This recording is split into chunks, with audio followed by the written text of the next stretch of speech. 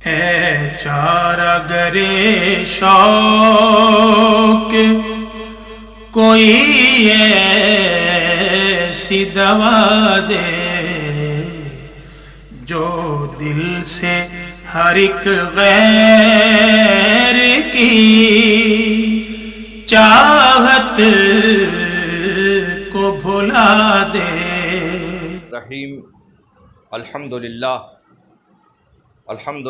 نحمده ونستعینه ونستغفره ونؤمن به ونتوکل علیہ ونعوذ باللہ من شرور انفسنا ومن سیئات اعمالنا من يهده اللہ فلا مضل له ومن يضلله فلا هادی له ونشهد ان لا الہ الا اللہ وحدہ لا شریک له ونشهد ان سیدنا و مولانا محمدا عبدہ ورسولہ صلی اللہ تعالی علیہ وآلہ وسلم وبعد فاعوذ باللہ من الشیطان الرجیم بسم اللہ الرحمن الرحیم واللذان یأتیانها منکم فآذوہما فإن تابا وأصلحا فأعرضوا عنہما ان اللہ کان توابا رحیما۔ صدق اللہ المولانا العظیم وبلغنا رسولہ النبی الامین الکریم ونحن علی ذلک لمن الشاہدین والشاکرین والذاکرین والحمد للہ رب العالمین۔ محترم حاضرین، ہمارے سلسلہ وار پروگرام کے اعتبار سے چوتھا پارہ اور سورہ نساء،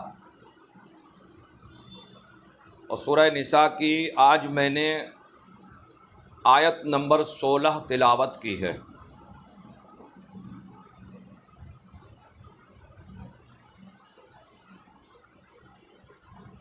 اور جس میں اللہ تبارک و تعالی نے ارشاد فرمایا واللذان یاتیانها منکم،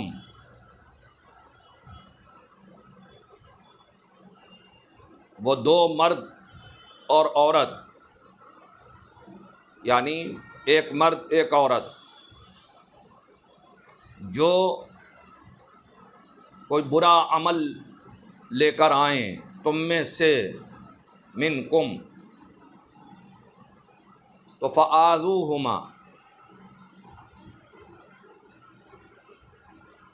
بس انہیں تکلیف دو، انہیں اذیت دو۔ فَإِن تَابَا، پس اگر وہ دونوں توبہ کر لیں، وَأَصْلَحَا، اور نیک ہو جائیں، فَأَعْرِضُوا عَنْهُمَا، تو پھر تم ان سے منہ پھیر لو، ان کا پیچھا چھوڑ دو۔ ان اللہ کان توابا رحیما، بے شک اللہ توبہ کا قبول کرنے والا اور رحم کرنے والا ہے۔ یہ تھی آج کی آیت کریمہ اور اس کا مفہومی ترجمہ۔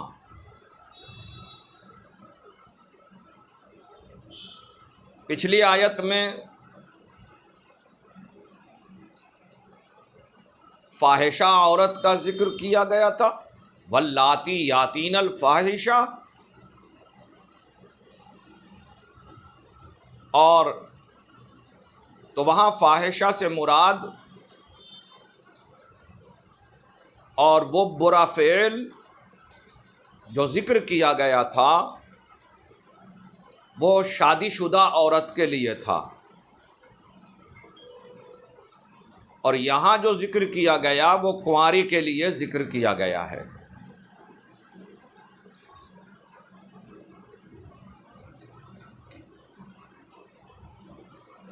اللہ تبارک و تعالی نے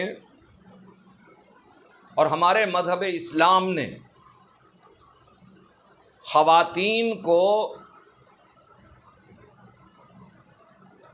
ان کے مسائل اور ان کے اچھی زندگی گزارنے کے اعتبار سے بہت کچھ نوازا ہے۔ بڑے پیارے احکام اسلام کے ہیں۔ آج کی عورت، آج کی ہماری مائیں بہنیں جو اسلام سے تھوڑی نفرت کرنے لگی ہیں اور کچھ لوگوں کے بہکانے پر اپنے چال چلن اور اپنا رکھ رکھاؤ غلط کر بیٹھی ہیں، وہ ذرا اسلام کی عطائیں دیکھیں کہ اسلام نے ان کو کن کن نعمتوں سے نوازا۔ حضور پاک صلی اللہ علیہ وآلہ وسلم کی تشریف آوری سے پہلے کا ذرا دور تو دیکھیے کہ لڑکی کو، ہماری بیٹی کو زندہ رہنے کا بھی حق نہیں تھا۔ اسلام نے انہیں زندہ رہنے کا حق دیا، زندہ درگور کر دیا جاتا تھا، زندہ دفن کر دیا جاتا تھا، انہیں زندہ رہنے کا حق دیا۔ لڑکوں کی طرح انہیں بھی پالنے کا، ان کی پرورش کرنے کا حکم دیا گیا، اور پھر عزت کے ساتھ ان کو شادی کا حکم دیا گیا کہ عزت کے ساتھ وہ شادی کریں۔ کس طرح پورے خاندان کو جمع کر کے اور عزت کے ساتھ دلہن بنا کر اس کو سسرال بھیجا جاتا ہے، اور پھر اگر خدا نخواستہ شوہر کا انتقال ہو جائے، بیوہ ہو جائے، تو ذرا اس تصور میں جائیں کہ جب بیوگی کی زندگی کا کیا حال تھا۔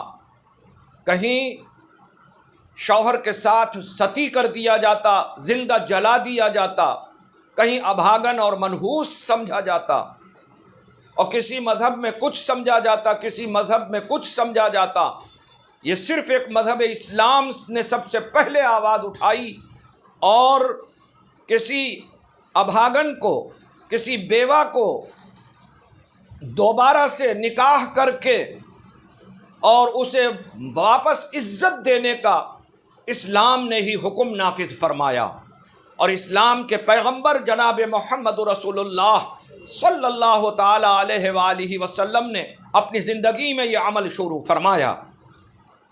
عزیزان محترم، اسی طرح ہماری ماں و بہنوں کو باپ کی وراثت سے محروم کر دیا جاتا تھا، جو پچھلی آیت میں ہم نے بیان کیا تھا، تلک حدود اللہ والی آیت کی تقریر ہماری آپ حضرات سماعت فرمائیں، جس میں اللہ تبارک و تعالی نے بیٹیوں کو بھی حکم دیا لوگوں کو کہ ان کے باپ کی وراثت میں، باپ کی میراث میں بیٹے کا بھی حکم ہے تو بیٹیوں کا بھی حکم ہے۔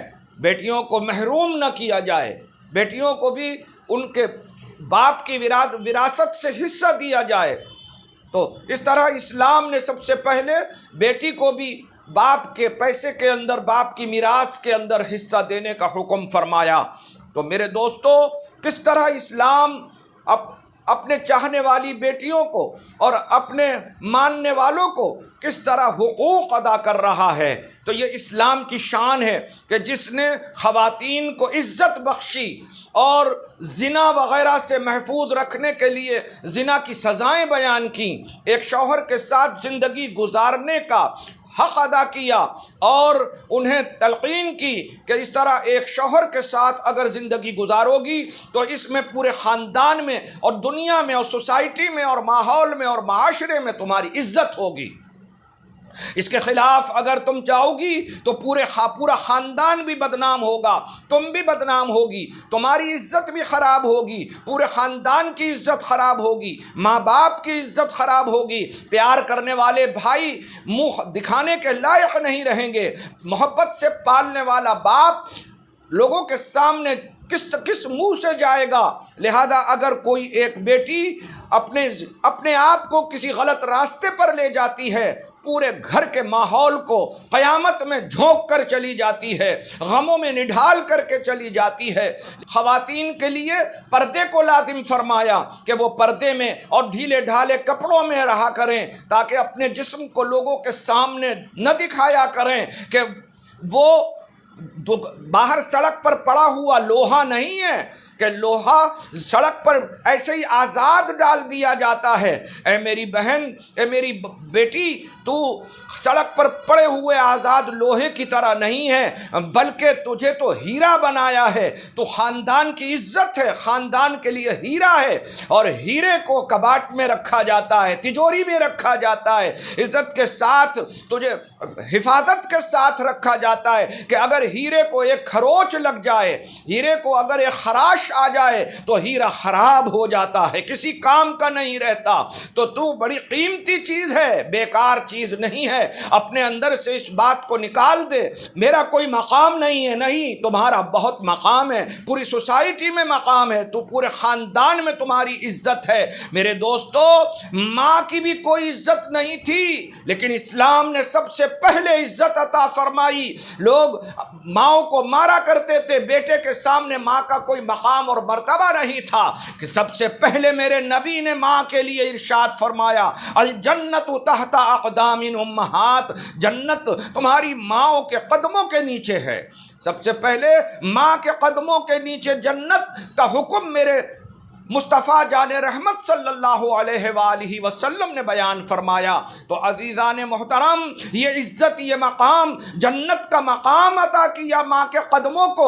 اور ذرا اب یہاں رک کر یہ بھی غور کریں کہ جب ماں کے پیروں کا اور ماں کے قدموں کا یہ مقام ہے تو ماں کی پیشانی اور ماں کے سر کا عالم کیا ہوگا، اس کا مقام اور درجہ کیا ہوگا۔ لہذا اسلام نے بیٹی کو بھی عزت دی ہے، بہو کو بھی عزت دی ہے، اور ماؤں کو بھی عزت دی ہے۔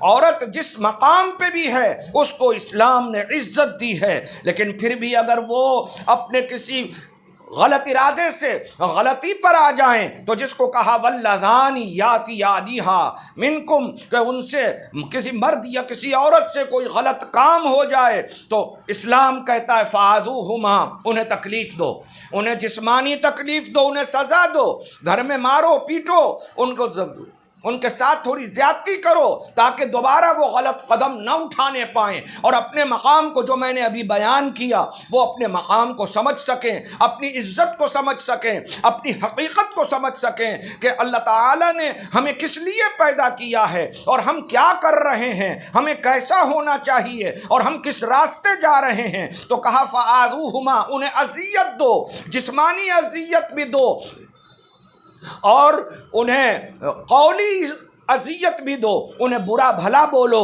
انہیں سمجھاؤ، انہیں اچھے برے کی تمیز سکھاؤ، انہیں بتاؤ۔ فعذوہما، انہیں قولی تکلیف بھی دو، ان سے کہو کہ تم نے کس طرح ہماری بے عزتی کی ہے، تم نے اس طرح کر کے ہمیں منہ دکھانے کے لائق نہیں چھوڑا، تم نے اپنے غلط قدم کی وجہ سے سوسائٹی میں ہمارا برا حال کر دیا، ہم کسی جگہ منہ دکھانے کے لائق نہیں رہے۔ اس طرح کے کلمات ان سے کہو اور انہیں سمجھاؤ بجھاؤ۔ اور پھر کہا، آگے کتنا پیارا راستہ پھر کھولا کہ یہ چیز ہمیشہ کے لیے نہیں ہے کہ تم ہر وقت اب اس کو اٹھتے بیٹھتے سزا دیتے رہو، اٹھتے بیٹھتے مارتے پیٹتے رہو، اٹھتے بیٹھتے اسے گالیاں دیتے رہو، اسے برا بھلا کہتے رہو۔ بڑا پیارا راستہ آگے اسلام نے ارشاد فرمایا، اللہ تعالیٰ فرماتا فَإِن تَابَا، بس اگر وہ توبہ کر لیں اپنے اس برے فعل سے، برا قدم جو اٹھایا تھا اس سے اگر توبہ کر دیں، توبہ کر لیں، وَأَصْلَحَا، اور نیک ہو جائیں۔ اب اس میں صرف عورت ہی شامل نہیں ہے بلکہ مرد اور عورت دونوں کا برابر ذکر کیا گیا، کیونکہ جو خرابی لڑکی نے کی ہے، جو گناہ لڑکی نے کیا ہے وہی لڑکے نے کیا ہے۔ چاہے وہ دو عورتیں برا کا عمل کریں، چاہے دو لڑکے مل کر آپس میں برا فعل کریں، چاہے مرد اور عورت مل کر برا فعل کریں، تو یہ واللذانی میں دو شامل ہیں کہ جو بھی ہوں گے اور برے طریقے سے برا فعل کریں گے تو ان کو فآذوہما، انہیں اذیت دی جائے۔ کب تک؟ جب تک وہ توبہ نہ کر لیں۔ فَإِن تَابَا، پس اگر وہ توبہ کر لیں، وَأَصْلَحَا، اور نیک ہو جائیں، متقی ہو جائیں، اب اس راستے پہ دوبارہ نہ جائیں، فَأَعْرِضُوا عَنْهُمَا، تو پھر تم ان سے منہ پھیر لو، اب انہیں اس طرح کی تکلیف نہ دو، اب انہیں بار بار ذلیل الفاظ سے ذلیل نہ کرو، انہیں حقیر نہ جانو۔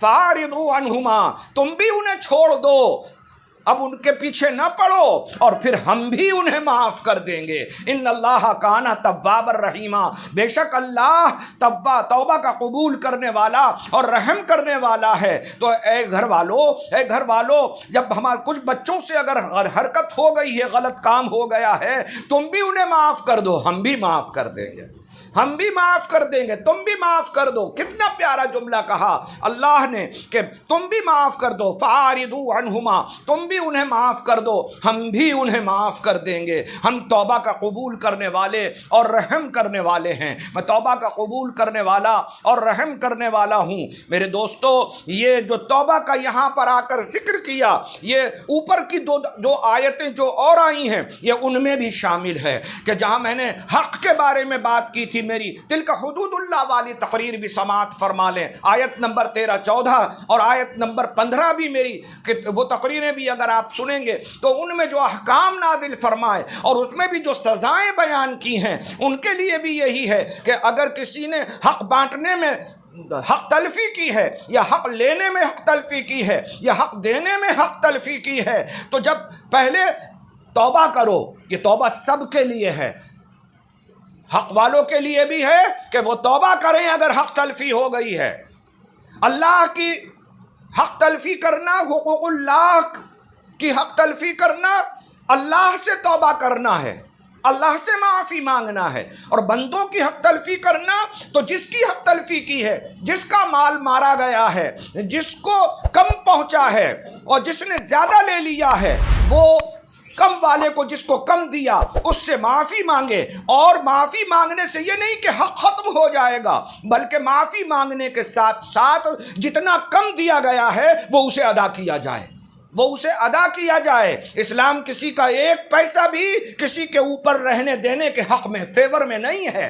اس لیے کہا کہ پہلے معافی مانگو اور جو کم دیا گیا ہے وہ بھی اس کو پورا ادا کرو۔ بہت سے خاندان میں بیٹیوں کو حصہ نہیں دیا جاتا، سارے بیٹے ہی لے کر رکھ لیتے ہیں۔ اگر کسی خاندان میں بیٹی کو حصہ نہیں دیا گیا ہے، یہ بھی ان پر ظلم ہوا ہے، یہ ان کی حق تلفی کی گئی ہے، اور یہ بھی اللہ کا حد، اللہ کی لگائی ہوئی حد کو توڑا گیا ہے، اور حد کا توڑنا کفر ہے۔ اور جب کفر ہے تو کفر کے لیے وہی ہے کہ خالدین فیہا، خالدن، وہ ہمیشہ ہمیشہ جہنم میں رہیں گے، نارن خالدن فیہا۔ میرا اوپر کا بیان سماعت کریں کہ وہ خالدن فیہا، وہ اس میں ہمیشہ رہیں گے۔ اب جہنم سے نکلنے کا ایک ہی طریقہ ہے کہ حق ادا کر دو، معافی مانگو، اللہ سے توبہ کرو، اللہ تعالیٰ معاف کرنے والا ہے۔ تم بھی معاف کر دو، اللہ بھی معاف فرما دے گا۔ تو پھر وہ اب جہنم میں ہمیشہ نہیں رہیں گے۔ اگر اللہ نے معاف کر دیا تو ہو سکتا ہے جہنم کی وہ بو بھی نہ پائیں، جہنم کے قریب بھی نہ جائیں، اور اللہ انہیں شروع سے ہی بخش کر جنت عطا فرما دے۔ تو میرے دوستوں کہا فَإِن تَابَا وَأَصْلَحَا۔ تو اسی طرح جو فاحشہ ہیں، دوسری آیت واللاتی یاتین الفاحشہ کا بیان میرا سماعت کریں، ان کے لیے بھی یہی ہے کہ اگر ان سے غلط قدم اٹھ گیا اور انہوں نے فحش بات کر لی، زنا ہو گیا ان سے، تو پھر اللہ سے توبہ کریں، اللہ سے توبہ کریں، اللہ توبہ کا قبول کرنے والا ہے۔ اور اسی طرح اب یہاں تیسرے کہ وہ شادی شدہ ہیں، وہ انہوں نے غلط قدم اٹھایا، توبہ کریں۔ یہاں اس آیت میں نے جیسے شروع میں ہی کہا تھا کہ کنوارے ہیں تو وہ ان سے بھی اگر غلط کام ہو گیا ہے تو توبہ کریں۔ فَإِن تَابَا، ان دونوں کو چاہیے کہ توبہ کریں۔ توبہ جب کفر کو ختم کر دیتا ہے تو حقوق کو بھی ختم کر دیتا ہے، لیکن فرق یہ ہے کہ وہ حقوق ختم نہیں ہوتے، حقوق ختم نہیں ہوتے، معافی ہو جاتی ہے، اس گناہ کی معافی ہوتی ہے، لیکن حق معاف نہیں ہوتا۔ لہذا اللہ کا حق، اگر کسی نے نماز نہیں پڑھی ہے، نمازیں قضا کی ہیں، تو اللہ سے توبہ کرے تو وقت پر نہ کرنے کی جو غلطی کی تھی، جو گناہ کیا تھا، وہ معاف ہوگا، نمازیں معاف نہیں ہوں گی۔ لہذا اپنی قضا نمازیں پڑھے، قضا روزے رکھے، اور جو بھی حقوق اللہ میں کمیاں کی ہیں وہ عمل کرے اور توبہ کرے۔ تو اسی طرح حقوق اللہ کسی کا مارا تو یہ تو بڑا آسان ہو جائے گا، لوگوں کے پیسے مار لو، لوگوں کی جائیداد ہضم کر لو اور توبہ کر لو، کام ہو گیا۔ نہیں، حکم ہے کہ توبہ کرو جو گناہ ہوا، اور پھر وہ چیز ریٹرن کرو، اسے واپس کرو۔ جب تک واپس نہیں کرو گے میں معاف نہیں کروں گا۔ وہ چیز دینا پڑے گی، ریٹرن کرنا پڑے گا، جو مارا ہے وہ دینا پڑے گا جب تک معاف نہیں ہوگا۔ لہذا معاف کرواؤ، اور جب معاف ہو جائے تو پھر وہ چیز ادا کرو۔ اب جب وہ چیز ادا کر دو گے تب اللہ بھی تمہیں معاف فرما دے گا۔ تو اس لیے کہا فاردو عنہما، تم انہیں چھوڑ دو، معاف جو جانے دو، اب معاف کر دو، کیونکہ انہوں نے توبہ کر لی ہے، نیک ہو گئے ہیں، اب انہوں نے تقویٰ کی زندگی گزارنا شروع کر دی ہے، تو تم انہیں چھوڑ دو، اب ذلیل و رسوا نہ کرو۔ اب جب تم بھی چھوڑ دو، ان اللہ کان، تم تو بندے انسان ہو، جب تم معاف کر، میں تو رحیم ہوں، میں تو توبہ کا قبول کرنے والا ہوں، میں کیوں نہیں معاف کروں گا، لہذا میں بھی معاف کر دوں گا۔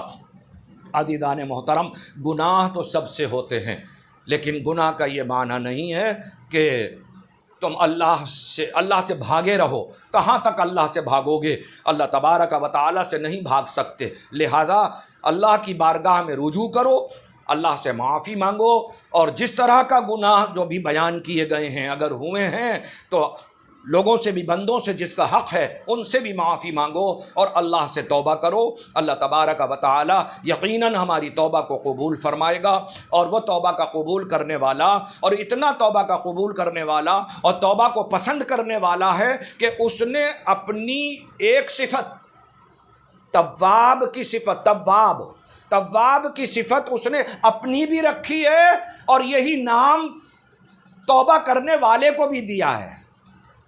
یہ دونوں صفت اللہ نے اپنے ساتھ ملا لی ہے۔ اب جو توبہ کرتا ہے اسے بھی تواب کہا جاتا ہے، جو توبہ کرتا ہے اسے بھی تواب کہا جاتا ہے، اور جو توبہ قبول کرتا ہے یعنی اللہ، اس نے اپنے آپ کو بھی تواب کہا۔ مطلب یہ ہے کہ بندہ تواب ہے، بہت توبہ کرنے والا، جو بہت توبہ کرتا ہے اللہ اسے اپنے نام کے ساتھ شریک کر لیتا ہے، اپنی صفت کے ساتھ شریک کر لیتا ہے، اور فرماتا ہے کہ تواب اپنی صفت کے پیارا نام عطا کر دیتا ہے۔ کہا تو توبہ کرنے میں بہت زیادہ آگے ہے اور میں توبہ قبول کرنے میں بہت آگے ہوں، تو توبہ کرتا جا، میں توبہ قبول کرتا جاؤں گا۔ اللہ تعالی ہم سب کو توبہ کا قبول کرنے والا اور توبہ پر قائم رہنے والا بنائے، اور جو کچھ بھی میں نے عرض کیا غلطی ہوئی ہو مولا معاف فرما، اور اس سب پر ہم سب کو عمل کی توفیق عطا فرما۔ وما علینا الا البلاغ، وآخر دعوانا ان الحمد للہ رب العالمین۔